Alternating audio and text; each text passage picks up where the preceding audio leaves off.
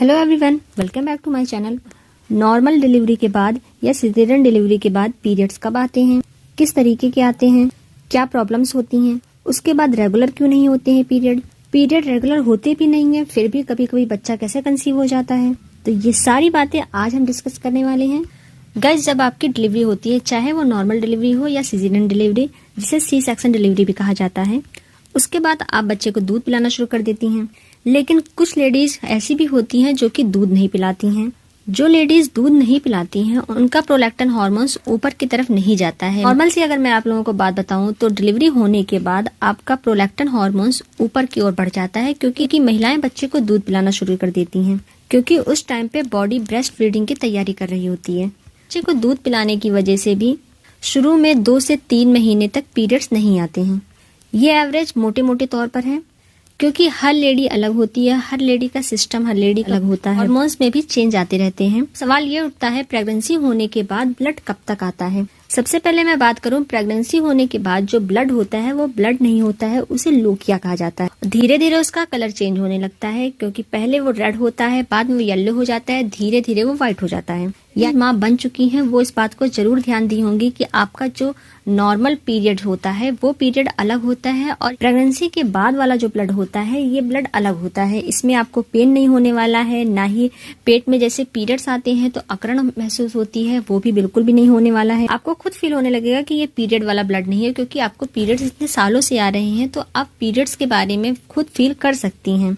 अगर आपको उस ब्लड में हल्की सी स्मेल आ रही है, आपको लग रहा है कि आपको इन्फेक्शन हो गया है, या आपको अपने पेट के अंदर खिंचाव महसूस हो रहा है, या आपकी बच्चेदानी अभी भी बाहर ही है, आपको पेट आपका भारी भारी लग रहा है, तो आप अपने गायनेकोलॉजिस्ट के पास जरूर जाएं। अब बात कर लेते हैं कि पीरियड कब आएगा। देखिए, जब भी आपको पीरियड आएगा 2 महीने बाद, 3 महीने बाद, सबकी बॉडी अलग अलग होती है, जैसे कि मैंने पहले बताया, तो आपको कभी भी 2 महीने या 3 महीने बाद पीरियड आएगा तो वो पीरियड काफी ज्यादा हैवी होगा। पहला पीरियड जो कि आपको डिलीवरी के बाद आएगा वो हैवी होगा, और उसमें आपको पेन होगा। हैवी इसलिए होगा क्योंकि आपको 3 महीना 4 महीने से पीरियड नहीं आया रहेगा, तो हैवी होगा। आपको ये पीरियड आएगा तो जरूरी नहीं है कि ये पीरियड आपका नॉर्मल हो जाए। क्यों? क्योंकि आप दूध पिला रही हैं। बेबी को दूध पिलाने की वजह से पीरियड नॉर्मल नहीं हो सकता है जल्दी। जैसे जैसे आप बेबी को दूध पिलाना बंद करने लगेंगे या कम करने लगेंगे, आपके पीरियड धीरे धीरे रेगुलर होना शुरू हो जाएंगे। अब आता है क्वेश्चन कि लैक्टेशन के समय यानी कि दूध पिलाते पिलाते भी क्या प्रेगनेंसी हो सकती है। तो देखिए, मैं इस पे ये कहना चाहूंगी, क्यों प्रेग्नेंट नहीं हो सकते हैं। देखिए, आपको लग रहा है कि पीरियड नहीं आ रहे हैं तो हम प्रेग्नेंट नहीं होंगे, लेकिन आपकी बॉडी में कभी भी अंडा तो फूट ही सकता है, ओव्यूलेशन हो सकता है। जैसे ही आपका प्रोलैक्टिन हार्मोन कम हुआ, या आपने बच्चे को दूध पिलाना कम कर दिया, या आपका मेटाबॉलिज्म अच्छा हो गया, हार्मोनल साइकिल वापस से नॉर्मल होने लगी, फिर उसके बाद ओव्यूलेशन हो गया, जिसमें आपको पता नहीं चला और ओव्यूलेशन हो गया और आप प्रेग्नेंट हो गई, आपने ध्यान ही नहीं दिया।